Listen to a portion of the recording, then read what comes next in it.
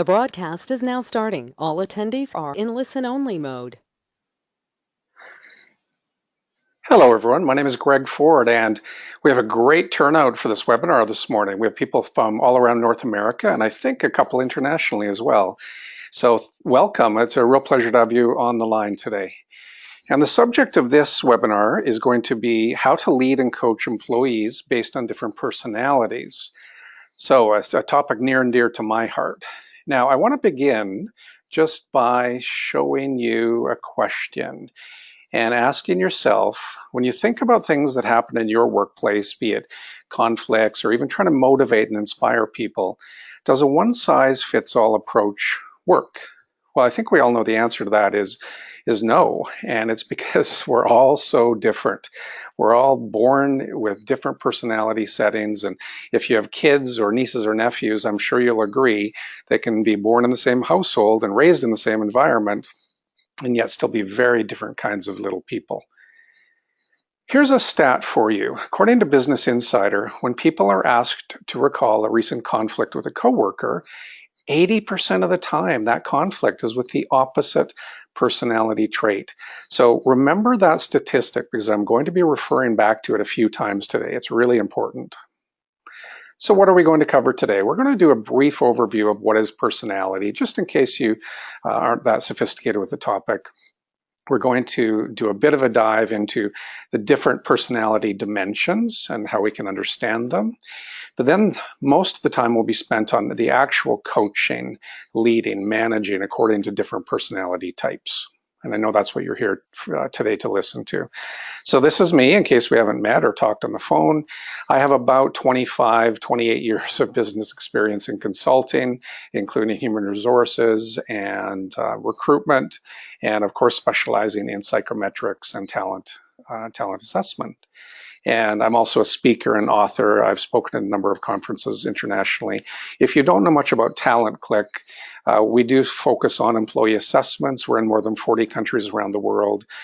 Some of you may work at these companies you see on screen right now. One of the takeaways from this is we work with big companies, but also small companies. And we work in a number of different industries as well. It could be natural resources, transportation, construction, you name it. Now, here's another interesting statistic. 60 to 70% of Fortune 500 companies are using employee assessments. And many of those companies are using them for hiring, but more and more companies are using them for employee training and development. And that's, again, tying into the focus of this webinar today. Now, what are these companies after? Well, of course, they want to increase positive events, and that could look like just better hires, more efficiency, productivity, increasing team morale, employee satisfaction, and other things as well. It's also about decreasing the negative events, and it could be lesser things like absenteeism, it could be employee turnover, or it could be more important, costly things like theft, fraud, violence, harassment. It could be, if you're involved in the safety, in a safety sensitive environment, it could be injuries, fatalities, property damage, you name it. And these things are all extremely costly. Now, the commonality with all of these things is typically human factors. And that's what we'll talk about today. One of the human factors is personality. There could be other things at play. It could be fatigue. It could be something's happened at home. And they're stressed or really tired or what have you. But again, we'll focus on personality. Now, typically when we're working with organizations, they're using the assessments for the recruiting and hiring. That's the third box down in purple. But as I mentioned, more and more are using them for that box down below, which is training and development. So this is how talent assessment fits into human capital management in general. So let's get on to the next section of what is personality, just in case you want a brief overview. Have a look at this. Now, what's your gut reaction to this? When I show this, sometimes people in an audience go, yeah, this is great. I would love to be doing that. Whereas others envision a hospital visit and getting gored by the bull in uncomfortable places. And there's no right or wrong reaction to this. We all have a different reaction based on our default settings, our natural personality. Same thing with this. You might look at this and think that's absolutely crazy. Other people might think that's cool. I'd like to be this person. So what do you prefer? What do you gravitate to? Do you gravitate to more of those quiet activities on the top where there's more solitude and independence? Or do you look at the ones on the bottom and think, that's me. I would love to be in Times Square right now. Or I love the aggression and excitement of football. I want to be in that stadium with 60,000 other people. Once again, no right or wrong answer. But when we take these natural default settings and take them to the workplace, it presents all kinds of really interesting opportunities and conflicts. So what is personality? Well, it definitely runs pretty deep. Above the surface, we see the outcomes, we see actions and behaviors. But prior to that, what we can't see are people's natural tendencies and preferences, the natural urges and impulses we have, the knee-jerk reactions. You've heard me use terms like hardwiring and default settings. Personality absolutely drives behavior. Now, we can learn to override personality. We can learn to make different choices with what's called a pattern interrupt, and we'll talk a bit about that later.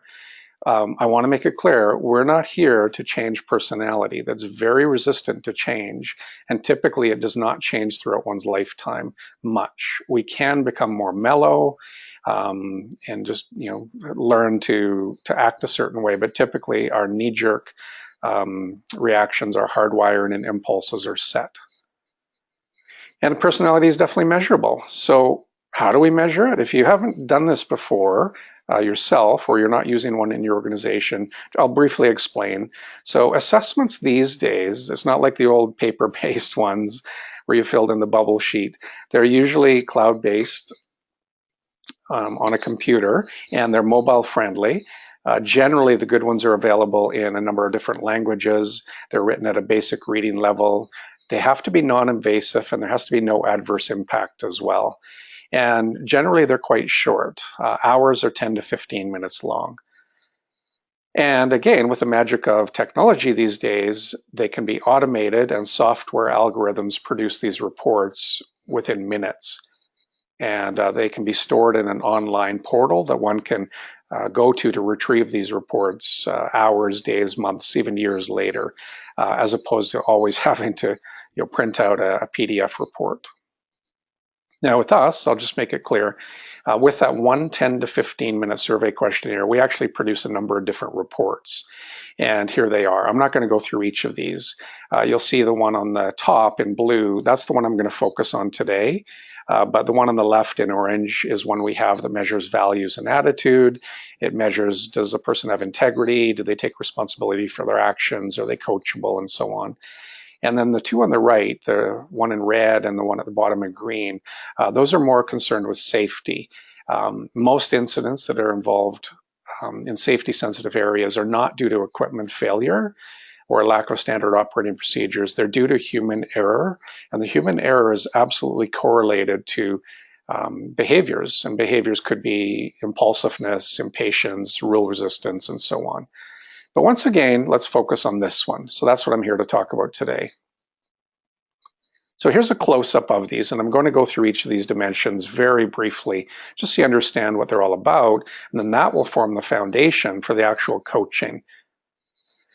One thing I do want to make clear is you can take an individual person's score and plot it on a group scatter plot graph. So each of these little dots or diamonds is an individual person's score. And this is pretty cool because what you can do now is you can see where people are clustering, and you can identify patterns and trends from a high-level business intelligence standpoint. And you can look at the correlation between the personality results and actual outcomes in the workplace. So as an example, with this particular organization, workers who had high impatient scores on the personality assessment had an average incident rate 4 times higher than those with low scores. Workers with high impulsive scores had an incident rate 5 times higher. This kind of application of the data can take place for almost anything. It doesn't have to be safety. It could be theft or fraud or violence. It could be absenteeism. It could be just predicting general job performance. There's so many different things that can be done with this, and we'd love doing research. So if you're interested in partnering with us, talk to us further. So as I mentioned, we're going to go through these briefly. So let's look at the first one, non-dominant versus dominant. So the non-dominant individual, there are some adjectives below. Team players, supportive, they're methodical. The ones on the right, dominant individuals, sometimes can be seen as bossy, outspoken, authoritative, assertive. They take charge. They need to be in charge. They don't like following. Now, what's interesting, remember the 80% stat that I said earlier. 80% of the time, the conflict is due to somebody having the opposite personality trait. So when we look at these, this is how these two sides view one another. And they'll often put the little word too in front of this. The dominant individual is too bossy. He's too outspoken. He's too assertive. Whereas those dominant people are looking at the non-dominant people thinking, they're too compromising. They're not, aggressive enough. And that's where some of that conflict can come into play. Now, again, I don't want to just talk about the negative and about conflict because some of these personality traits that people have are wonderful and they make people really good at their jobs. We need dominant people to be in charge. Not everyone can be in charge, so we need people at the other end of the spectrum who are non-dominant as well. But they have to coexist. And often we don't because we do see the world differently. Let's look at the next one, contented versus achievement orientation. So contented individuals may be seen as satisfied or too unambitious, too settling, too friendly by the achievement-focused people. And those achievement-focused individuals on the right side might be perceived as being too driven, too hardworking, too ambitious. And that can be a real problem sometimes. When everyone understands one another, when they have that self-awareness and awareness of who they're talking to, that's when this smooth magic can happen and everyone gets along. But it takes a good manager and a good leader to help people understand who they're talking to. And some companies do this kind of thing very well in team building sessions and others don't. We're here to help with that. We provide this objective third-party diagnostic tool, which really helps open up the barriers of communication. Next one down is reactive versus calm. So reactive individuals may appear as too emotional, too anxious, too impulsive, too irrational to all the calm folks. And the calm folks might appear as flat, unemotional. They're too even-tempered. They're too laid back. Does this describe you? Anyone else you work with? This is a big one. Oftentimes, reactive people, they have this sense of urgency that causes them to vibrate at a different level. And they're looking at the calm people thinking, what's wrong with you? You don't care. You don't give a crap about this project or the deadline. And yet the calm people might. It's just they don't show it. They internalize it a bit more. And the calm person's looking at that reactive person thinking, don't freak out. This is going to get done. So hopefully that's an example that resonates with you. You've probably seen that in your organization. Reserved versus outgoing. So this one is about extroversion according to the classic 5-factor model of personality. We just gave it a different label. So reserved individuals, generally a little more introspective, quiet, calm, modest, whereas people on the other side of things, these are the extroverts. These are the spontaneous, talkative, sometimes maybe a little too social, a little too loud individuals. This is another one that really can cause conflict in the workplace, especially if there's team building activities.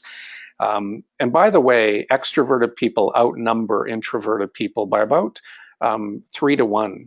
And therefore, and also because they're a bit more loud and forceful, they're often the ones that are setting the team building exercises and the parties and so on, and often saying, let's go for drinks after work.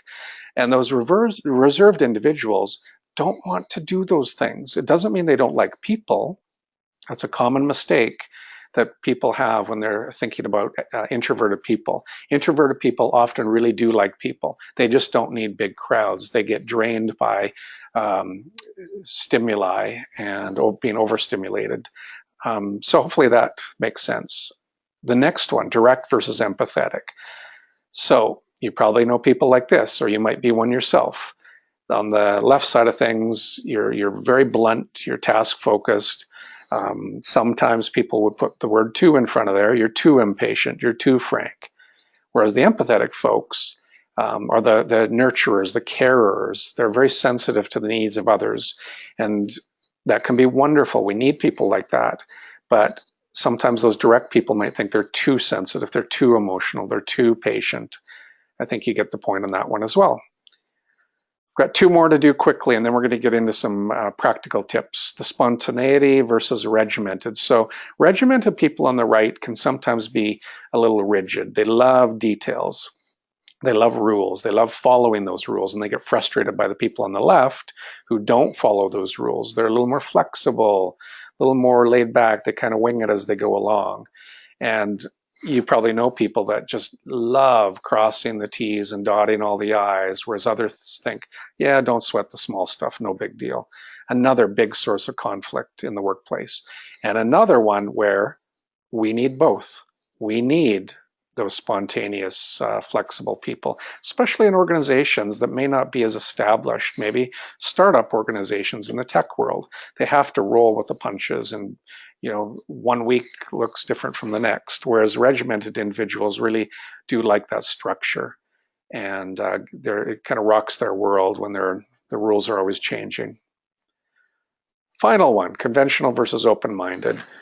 So conventional people are cautious, focused, practical, planned, predictable, and they don't like uncertainty.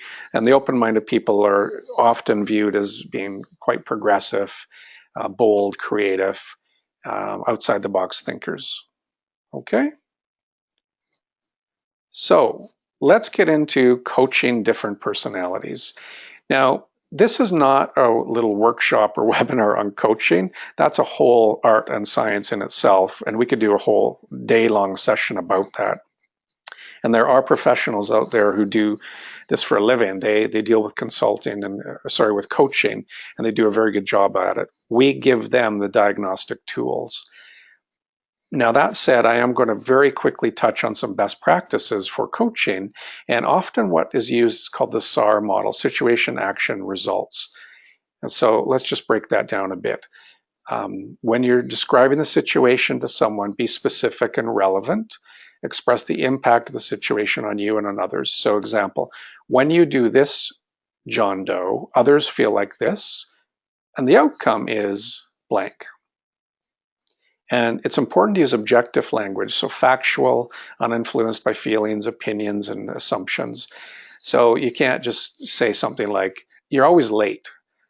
It's important to be factual and specific and say, I noticed you were late for 3 out of the last 4 meetings. Make sense? Then the actions. This is the stop and start a conversation. Specify what you'd like to see changed going forward. And it's important to only make 1 or 2 requests at a time, otherwise they'll get overwhelmed. And make sure the actions are realistic. Also listen to alternatives or compromises. The final one is, it's really important to help people think through the results, the outcomes, the consequences of the behavioral change, and explain how it will benefit everyone. It's really important to sell the benefits to get people engaged in this. Okay, so those are 3 slides that just quickly outline the framework for what we're about to talk about. All right, so scenario A. Let's say you have an employee named Betty who thinks that another employee named Joe is a jerk. Betty thinks he is too blunt and hot-headed. You need them to work together on a project. What do you do? How to handle this? Well, the wrong way to handle it is, as you can probably imagine, to go to Joe and say, you're being too blunt and hot-headed, stop it. I mean, does that work? Of course not. So here's a little trick for you. Why don't you go to their personality assessment report and have a look at where Betty scores. So now you've got this piece of data, and you can contrast Betty's score versus Joe's score. And let's look at the reactive versus calm scale, because this is one of the things in play with what Betty's complaining about. Joe has this sense of urgency. He's always stressed. He needs to let everyone else know it. And Betty just doesn't work that way. She sees the world differently, where everything will work out. She's relatively calm and even-tempered. There's another one at play as well. Betty is highly sensitive to the needs of others, and her feelings can get hurt as well because she's so empathetic. Whereas Jo is very blunt and straightforward. And that works fine when he's communicating to other direct people. It doesn't work quite as well when Jo is communicating to someone like Betty. So, using that script to situation, action, result, here's a little trick for you. You can kind of insert the dialogue in here. And here's something you could say to Jo. Jo, in each of the meetings this month, you've spoken very sharply to others. That's not a problem with people who have a direct communication style like you. But when you do that with the empathetic people at the opposite end of the spectrum, someone like Betty often feels disrespected. As well, she has more of a calm personality. She gets rattled when you react loudly when you're stressed and under pressure. Does that make sense, Jo? What I'd like to see is when you're feeling stressed out, don't let it out around Betty. Count to 10, go for a break, go for lunch, or come talk to me instead. And when you do this, Jo, what's going to happen is Betty will stay more focused. She'll feel more respected. And the outcome of this is the project will go better. It'll be on time and on budget. And that's not only going to cause you less stress, it's going to make you look good too. Sound good, Jo? And it's not enough to talk to one person. What do you do when you're talking to Betty as well? Here's some suggested language. Again, using the SAR approach. Betty, you have not attended the last 2 meetings. You've indicated it's because you're fed up with Jo. I understand. He has a reactive personality, meaning he can be wound up pretty tight. He also has a direct communication style, so he doesn't mince words. You, on the other hand, you've got this wonderful, calm personality. You're empathetic and sensitive to others. I love that. I know it can be difficult, but when you don't attend meetings, the communication breaks down and the project is at risk. So understand that when Jo talks that way, it's not personal. Watch, and you'll see that he talks with everyone that way. Also, try to focus on the amazing skills he does bring to the project. So when you do this, when you start depersonalizing things and focusing on Jo's skills, the project will run more smoothly. Everyone on the team is going to be happier and more engaged. Also, a great project outcome is going to make all of you look good. And that last little bit of language plays to Betty's sense of empathy, where she wants everyone to get along. She's quite sensitive to the needs of everyone on the team. Okay? So there you go. It can be as simple as that. Just really going back to analyze what that individual person's default settings are. And sometimes it's 1 dimension, sometimes it's 2, sometimes it's 3.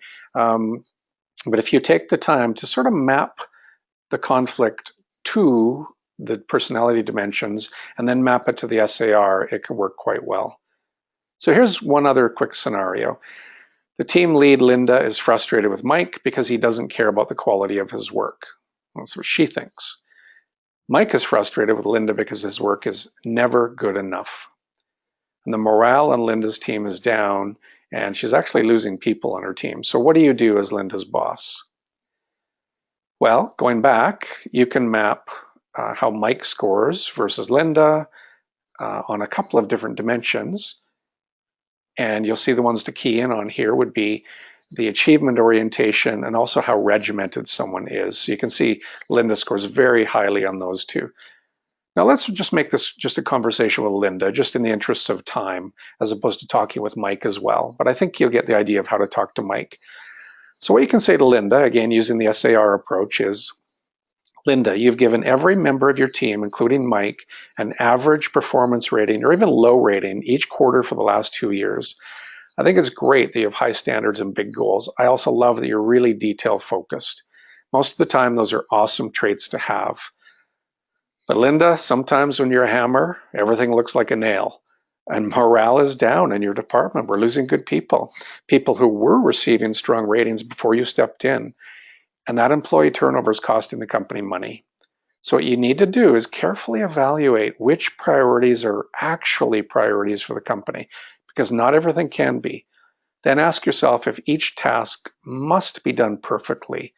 Some of them should be and others not. And maybe sometimes someone else's way of doing things might be all right. And finally, when you start letting perfect enough be okay for some things, your team will be more engaged and more productive. You'll get better results overall, which will make you look good. Make sense? Hopefully you like that. I'm going to do one more, and the first two were negative. They're dealing with conflict, but it's important to keep in mind that these assessments can be used for employee development, inspiration, encouragement, motivation in a very positive way as well. So this final one flips things around and talks about more of a positive situation. So let's say you're a sales manager or a VP. Jane is your top sales rep. But unless you can motivate her and keep her challenged, you're in danger of losing her. Top sales reps usually leave your organization by the 3-year mark. What do? All right, let's look at Jane. Jane on the dominance scale is super high. On the achievement orientation, she's super high as well. And finally, outgoing, she's super high. This is a magic combination when we look at leaders and also sales leaders. The sales is definitely important to be quite outgoing, comfortable with social interaction.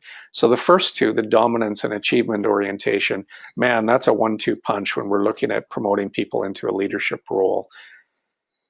So what to say to Jane? Jane, in the 3 years you've been with us, you've consistently had the best sales numbers. We think you're amazing, and we want you to be proactive. We want to be proactive and keep you challenged and satisfied so you're with us for many more years to come. Let's discuss your career path. When we review the results of your personality assessment, it shows you score extremely high in the dominant scale, on achievement orientation, and also on the outgoing scale. That's a magic combination for leaders, for drivers who have ambitious goals. Do you feel like you're needing a role where you can be more in charge and achieve some pretty incredible things?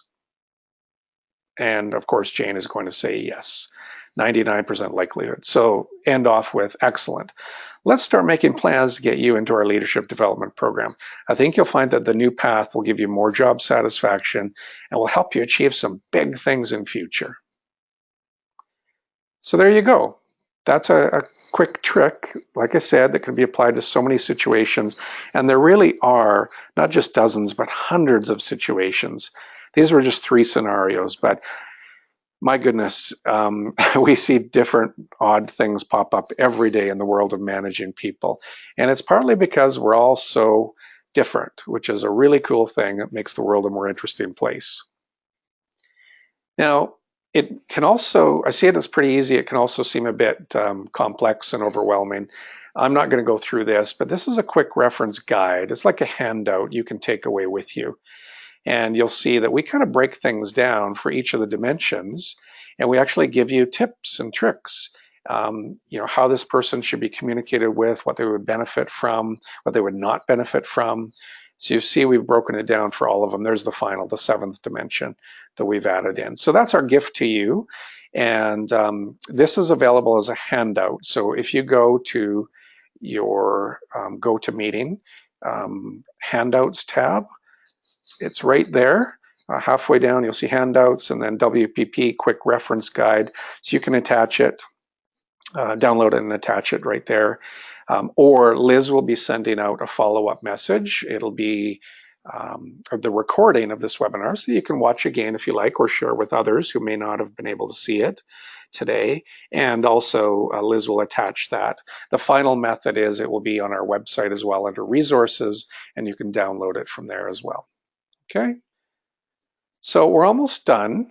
And I just want to summarize things. These are the takeaways. If you remember nothing else, remember this. The personality is definitely a major contributor to fit and job success. That's what this is all about. It's about fit. We can be hardwired differently, which makes us unsuitable for one job, but it might make us a rock star for a different job. Personality is definitely predictable and measurable. And it's important to lead and manage based on different personalities, not that one size fits all. And so what does this mean to you as a leader, as a manager? Well, your team can be more effective. You personally can have fewer headaches and more time for other things. Wouldn't that be nice? And you will definitely have higher job satisfaction. And that's what we're all looking for as well. Finally, you can look like a rock star. Maybe you get promoted. Maybe you get a raise as well. but those are some of the benefits. Those are the takeaways. So there's my contact information. You're welcome to call us or send an email. We'd be happy to answer any further questions that you might have. You'll see the CPHR logo in the middle. We are doing a certification course with the HR Association. So it's a half-day session where people can come in and learn to be certified on how to use assessments for hiring. We don't have one yet for how to coach and lead people, but that is coming. So as I mentioned, the first course that we have with them is how to use assessments for recruitment, selection, and hiring. Okay. So we've come to the end of the session at the half-hour mark, so good timing. And I just want to quickly look and see if anyone has asked any questions during the chat. I don't see any. So as I said, feel free to email me or give us a phone call. We'd be happy to answer any questions you might have. And aside from that, thank you so much. We really appreciate your interest. And yeah, all the best. Take care.